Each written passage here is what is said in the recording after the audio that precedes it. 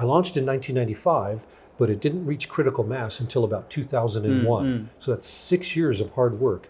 And in the cannabis beverage industry, we're seeing a very similar parallel where beverages they're growing, but it's very slow growth. We're going to reach a point eventually where things will take off.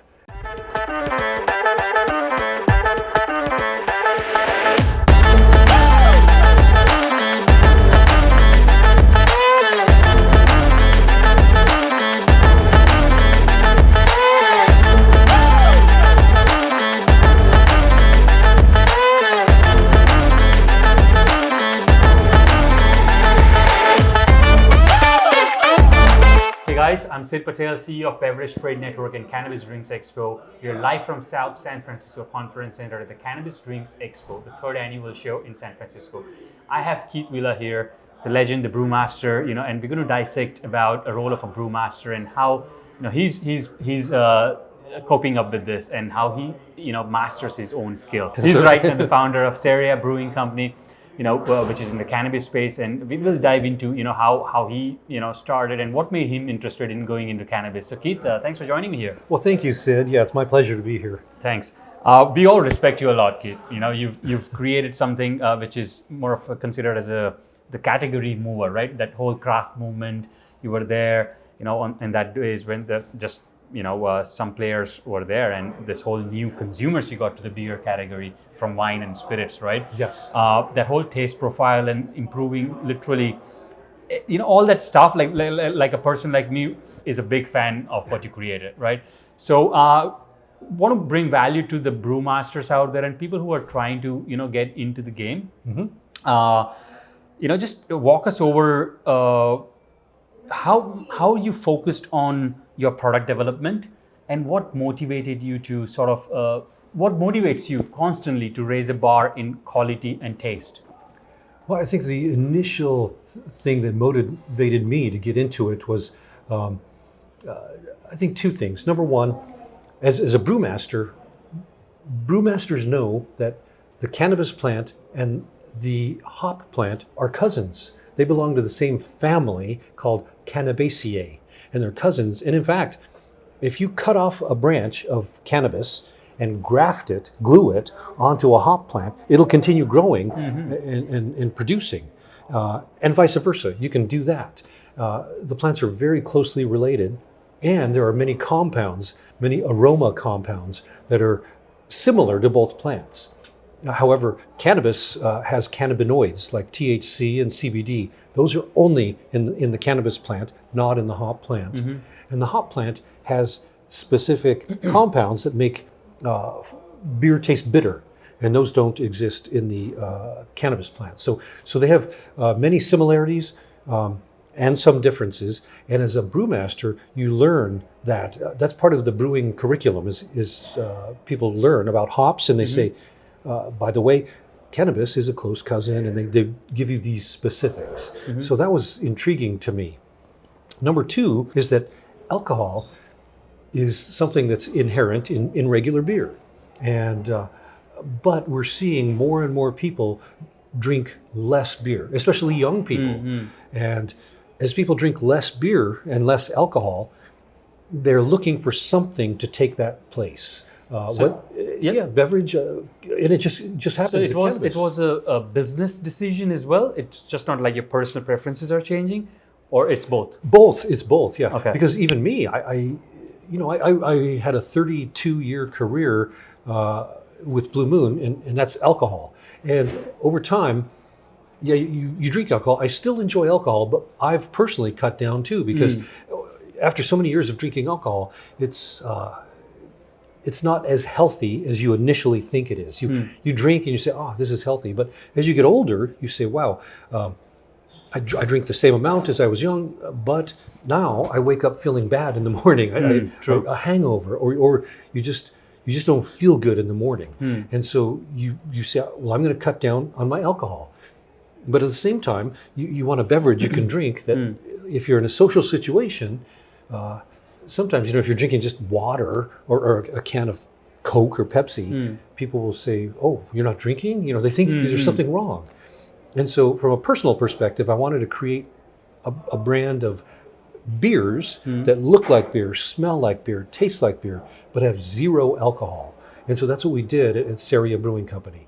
And some of our beers are infused with cannabis, so that if you want to relax and get a buzz, take the edge off, you can have our cannabis beers. Our IPA has 10 milligrams of THC, and our Grain Wave Belgian White has 5 milligrams of THC, which simulates the feeling you get from an alcoholic beer without having alcohol.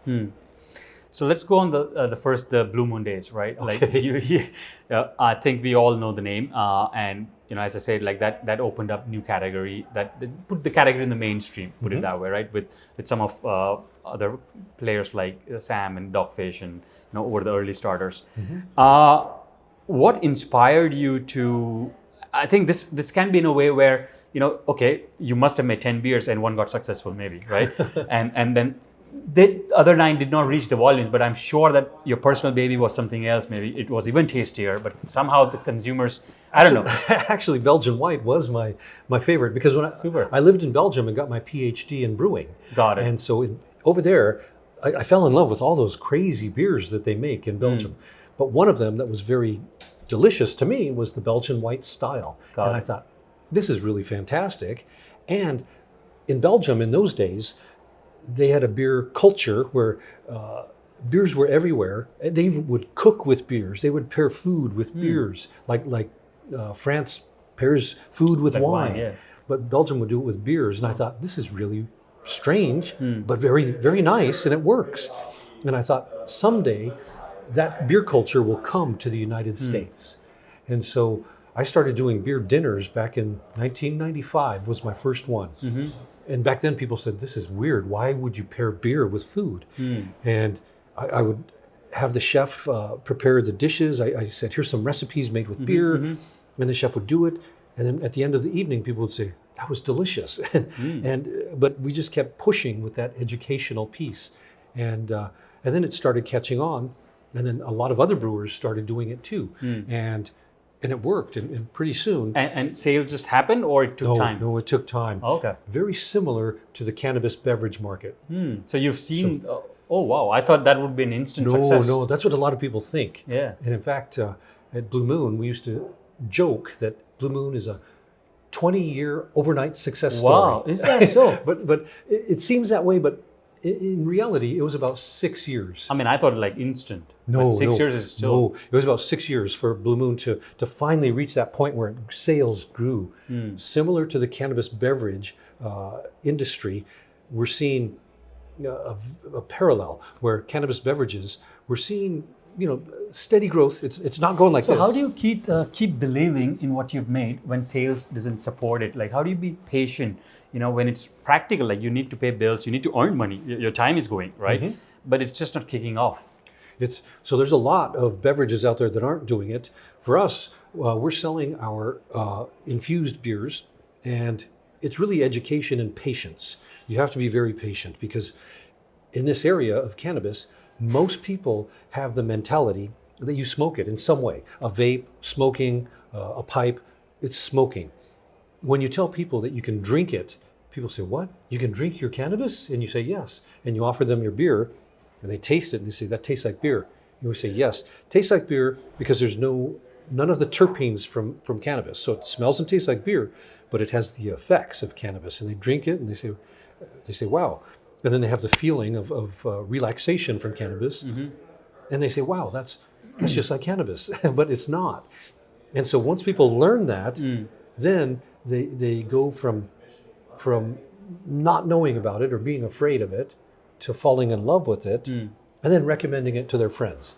So that's what we're on a mission to do, is really get people to learn that, number one, you can drink your cannabis. And number two, it can taste like your favorite beverage, whether it's beer or seltzer, flavored seltzer, or kombucha, anything. It tastes like your favorite beverage if it's made that way without the terpenes. And number three, you can recommend it to your friends who like these types of beverages. And by the way, if you do that, you're going to be their new best friend, because you've introduced them to something completely new that they fall in love with. Let's go on your personal side of things. So, what about habits, Keith? What kind of things you document? Do you keep a journal in writing some recipes or some food you came across, or how do you elevate your taste game? And as you said, you went to Belgium and you fell in love with the way they do, and then you must have written your notes, right? Yes. What kind of things do you do to constantly self-train and get that data and then apply that in business? Number one, you have to keep an open mind because this world is constantly changing, and so you have to keep an open mind. Through travel is one way, because if we stay in our own home state, in our home city, the only way to learn is if you're on the internet or on TV or you watch or something. But the best way is to interact with people in different cities, different states, different countries, and interact with different cultures too, because there's so much to learn. As I mentioned earlier, I lived in Belgium getting my PhD. Prior to that, I had only heard about Belgium on the TV or reading about it. But when you're there experiencing the culture, that's where I learned about beer and how different beer can be. They made beer with fruits, beer with herbs and spices. They had a bunch of monks who made beer. They had sour beer. And it's like, when you learn that, when you live there, it's very different than when you were at home reading in a book or looking on the computer. And I'm sure that sort of, you must be inspired as well in a different way than you would look in internet, right? Yes. Because you could see the passion in people's eyes, right? Like, Yeah. For example, when you visit a brewery in Belgium, in those days, if you went to a brewery that made sour beer, as a brewer, when it's sour, that means there's normally a problem with the beer, that it's infected. But when you talk to the brewer and they say, "Oh, we've been making this style of beer for 300 years, 500 years," and they say, "This is what you're supposed to taste," and you taste it and they say, "Yes, it's sour, but there's also these taste profiles," and you taste and smell, and you say, "Wow," and then you start appreciating. You say, you take your what you believed, all your misperceptions, and say, "This is something new, and I thought it was bad, but it's actually good." And so you really open up your mind. And I think that's what really helps with innovation and keeping things relevant and fresh. Keith, who according to you is a good brewmaster, if you had to put a definition? Wow. Well, a good definition of a brewmaster to me, it doesn't have to be a male. I think a lot of people think of a man, but I've met many female brewmasters that are fantastic. So a brewmaster can be anybody. The main thing, I think, is they have to know a lot about making the classical styles of beer. So the Pilsner, the IPA, the Stout, the Porter, and there are many styles to learn. But if they know those basic styles, then they become a master of that, and then they can expand the category and create more. It's almost like music. When someone learns music, there's only a finite number of notes. And there are several different styles of music: classical, rock and roll, country, traditional folk, whatever. They learn those different styles, and then they can create their own version of what it is, their own fusion of different styles, or their own type of music that some people may like, some may not, or everybody may like it, and they turn into a new pop star. So same with brewing. You learn the basics about the styles, the ingredients, and then you go on to create your own footprint, your own fingerprint in the industry. And I think, to me, that's what a successful brewmaster does. Again, it doesn't matter if it's a man or a woman. They just have to have an open mind, learn the basics, become a master of the basics, and then they put their own fingerprint on the industry. And they've done it, and people recognize them and say, that's the man that created this, or that's the woman that created that. And for example, with me, people say, that's the guy that created Blue Moon. And because I took a style of beer, brought it to America, but it wasn't the exact style. I had mastered making that style. I put some twists on it to make it a little more orange. And what else? I put oats in it to make it a little more creamy in the mouthfeel. And just made little tweaks on it to make it personal. And I think people fell in love with it, and it became a $1 billion brand, and became the biggest craft beer brand in the United States. Yeah. And then I created that orange garnish in Yeah. Even that you did? I thought some maybe 1997. bartenders would have No, come up with that. 1997, I did that, and Fantastic. and that really took off. And but again, it still took a long time. It requires patience because, as I said earlier, I launched in 1995, but it didn't reach critical mass until about 2001. So that's 6 years of hard work. And in the cannabis beverage industry, we're seeing a very similar parallel, where beverages they're growing, but it's very slow growth. We're going to reach a point eventually where things will take off, and at that point, that's where I think everybody who gave talks today at the expo, I think everybody contributed to the knowledge base, so that everyone in the room, the attendees, learn little bits here and there, so they can prepare for when this takes off, and they can jump and be part of it and make it a success. Just one last question, Keith. What is a good, efficient day at a brewery for a brewmaster? Where, let's say you had 3 brewmasters working for you, and you know that this person did exactly what he's meant to or she's meant to be doing. So just give us some pointers. So as a brewmaster, they number one, they have to know what's going on in the facility. So they have to absolutely know what's going on, and they have to be aware of areas where potential problems can pop up, and areas that are almost always error-free, that they can say, oh, that's going to keep going perfectly. And so they have to be... So when you say potential problems, like you're talking about like plant manager sort of thing, like a bolt is not working on that pipe, to hop delivery of a hop came late, to... That, it could be it could be maybe your delivery system for the hops might be almost always late, or once in a while it's late, and it's like, if that's late, the brew is going to get delayed. So let's keep an eye on that. At the same time, if it's a packaging day, you may say, that canning line always gives us problems over here, so let's keep an eye on that. And so the best brewmaster is aware of potential problems. Got it. And they know that. And I think the best brewmaster also helps share their knowledge with younger people coming up. And they'll say, if they see there's something wrong that they're doing, they don't confront them in a mean way. It's very nice, a coaching way, so that they learn. You expect them to be a good mentor. Yes, right? exactly. Yeah. A coach, a mentor, somebody it. who relays their knowledge in a way that's nice, that people learn, and in the end they learn, but they don't realize that they were being taught. They somehow say, that. I did this, and somehow in their mind they say, I think I figured it out. And so that's the best way to do it. And so that's a good brewmaster. Somebody who does that is really good. And then at the very end of the day, that brewmaster also has to be very careful with the costs, because they can't just go crazy on everything. They'll go out of business. So they have to be careful with managing the costs of everything. If they're developing a new product and it tastes fantastic, then the brewmaster has to say, this tastes great, what are the costs? And if they're using a new hop or a new cannabis extract, and that cannabis extract is, say, adding an excessive amount of cost to the final product, the good brewmaster will say, is there any way we can use something else that has the same quality, but it has a lower cost? Because at the end of the day, we have to make money.